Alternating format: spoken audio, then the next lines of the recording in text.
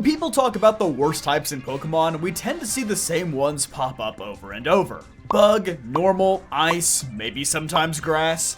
But one type that tends to fly under the radar a lot of the time is, well, you've read the title already, it's Rock. Rock has a ton of cool Pokemon that all look like they should be good on paper, but sadly, most of the time that couldn't be farther from the truth. So good morning everybody, good morning, it's JPR, and today let's break down why Rock-type Pokemon sorta suck.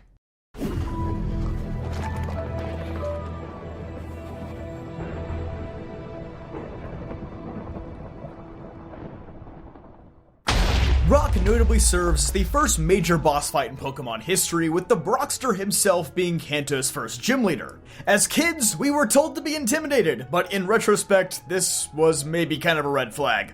Unless, of course, you chose Charmander, in which case, yeah, you had reason to be concerned. Rock types are weak to fighting, ground, water, grass, and later on, steel. Immediately, you can see the glaring problem here. Rock-type Pokemon are built to be incredibly defensive, but they're tied with grass for having the most weaknesses with 5. And they only resist 4 types. Normal, which isn't very relevant outside of Gen 1, Flying, which is notorious for its lack of good attacking moves, Poison, which hardly anybody really uses, and Fire, which is maybe the only important one here. Fire is likewise the only relevant type that Rock beats offensively speaking too. Beating Flying is nice, but realistically most people would rather run Ice Beam or Thunderbolt to deal with those. Bug, it's already the worst type in the game, plenty of other options exist to beat it. And Ice falls in the same boat, there are way better types like Fire, Steel, and Fighting that already beat it. Returning to Kanto though, the only thing hard about them is how difficult they are to use. Golem is a trait evolution, and aside from learning Earthquake naturally and being able to explode, it kinda sucks in this gen. Onix is presented as a fearsome Pokemon, but in reality it's probably the worst Pokemon in the entire region since Steelix doesn't exist. The fossils are cool, but literally none of them learn any Rock-type moves in Gen 1. Consider them water and flying types with extra weaknesses. Also, in Fire Red and Leaf Green, they get revived at level 5 for some reason, and they also level up extremely slowly. Literally, who decided this? Because of this, Rhydon is realistically the only Rock-type worth using in Gen 1. And it's also worth noting, Gen 1 literally only has 2 Rock moves, Rock Throw and Rock Slide. Rock Throw only has 65% accuracy in this generation for whatever godforsaken reason, and Rock Slide is TM exclusive in this gen, and it can't even be taught to most Rock types. Moving ahead, Gen 2 is probably the most influential generation for Rock types, which is probably the only time you'll ever hear me say that about Gen 2. Mostly for 2 core reasons. First of all, Sandstorm would be introduced. A weather condition that's typically associated with ground types, but it actually gives Rock types a 50% boost to their special defense. Which is kinda crazy, not gonna lie. This buff alone is maybe the only thing that keeps Rock out of the conversation for being in the bottom 3 types. And secondly, Tyranitar would come around, arguably the strongest and most meta-relevant Rock type of all time.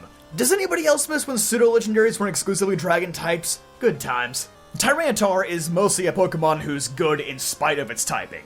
On paper, Rock Dark is a horrible combination, but its move pool is so expansive, its stats are so well distributed, and with it gaining Sandstream in Gen 3, it should almost always have that boosted special defense we talked about before, making it extremely tanky. Though in terms of a main story playthrough, Rock is sadly still not very good. 2 of the 3 gyms they beat, being Falkner and Bugsy, are sadly behind all the Rock types minus Geodude and Onix. And Tyranitar obviously isn't around until post-game, and all the other new Rock types? Yeah, they're, not very good, to say the least. If Tyranitar didn't exist, this would probably go down as one of the worst new classes of Pokemon for a single type. Generation 3 was not much of a change. Of all the new Rock types, really only Aggron is relevant for most of the game, and that has more to do with the fact that it's also a Steel type. Solrock and Lunatone, meme Pokemon. The fossils, not very impressive. Relicanth, cool idea, but too late to be useful. And Regirock? Well, he is funny, I'll give him that. Rock Blast and Rock Tomb were also the only new moves introduced here, neither of which were particularly game-changing. Gen 4 would finally give some substantial buffs to Rock types by giving them usable moves. Yeah, Gen 4 kinda did this with every type, but Rock, along with Bug, probably got the biggest upgrades. Power Gem finally gave Rock types a good special attacking move, which admittedly only applies for a few of them, but it's still nice to have.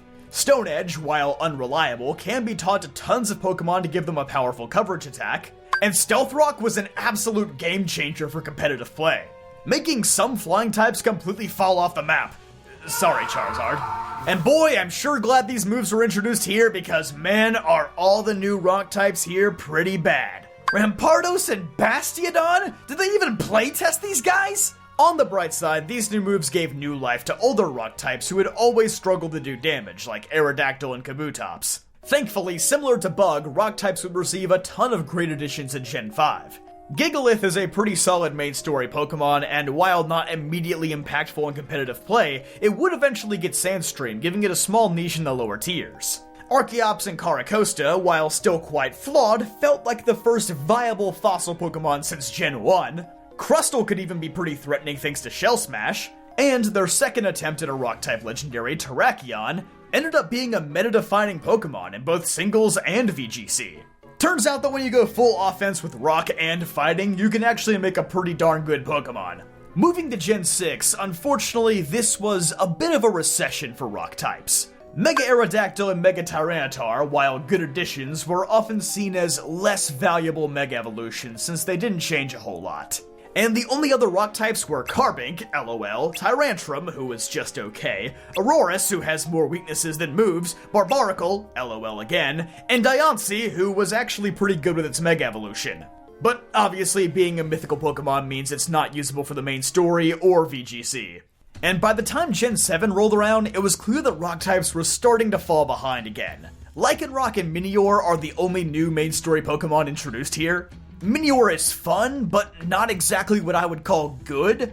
And Lycanroc is fine. In Sun. If Accelerock was available on more Pokemon, it could have been really influential, but as just Lycanroc's signature, it feels like its potential is being gated. Also, Dusk Lycanroc is really funny because it only has a 2-point stat difference between its form and the midday form, and those 2 points and a new ability are all it really needs to make the midday form completely obsolete. So really, 2 of Lycanroc's 3 forms kinda just don't matter. Dusk form is just objectively the best. Rock also got 2 Ultra Beasts this generation, but obviously they have no impact on the main story, and as far as competitive went, they were probably 2 of the least influential Ultra Beasts, not named Guzzlord. But it's okay guys, Gen 8 would save us all with Colossal and Stonjourner. Yeah, that recession turned into a full-blown depression when we reached Galar. Tyranitar was pretty much the only Pokemon keeping the type relevant. By this point, Steel and Water had risen to become the undisputed best types in the game, which was even more detrimental to Rock. And it felt like all the progress made in Gen 4 and Gen 5 was being eroded away by the lack of progress in these last 3 generations. Rock had not gained any new meta-defining Pokemon, abilities, or attacks. Maybe just Meteor Beam, which has a few niche strategies, but mostly on Pokemon like Lunala, who aren't even Rock-type. And even then, most of the time you just use Meteor Beam for the special attack boost, not even for the Rock-type damage.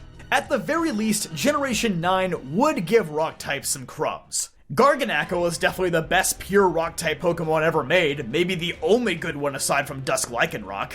It's ridiculously tanky, and Salt Cure is just obnoxious. Glimmora is also pretty fantastic, and that was before the Mega Evolution. Toxic Debris basically gives this thing a 5th move. It's one of the most effective stealth rock setters in the game, and it has a high enough special attack stat that it can fend for itself. Finally, Tyranitar has a couple of companions after 20 years alone at the top.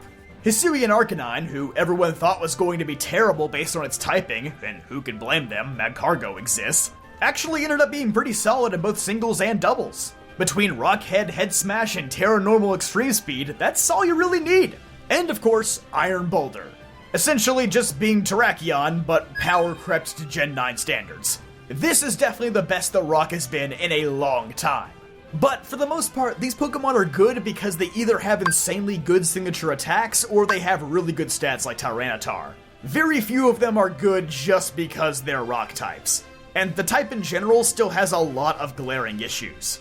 And unfortunately, as long as Ground, Water, and Steel continue to be among the best types in the game, which is unlikely to change unless there's some serious rebalancing in the future, Rock will probably remain a low-tier type. I mean, Rock in general is already like a poor man's Steel type. It can never hope to be as good as it is.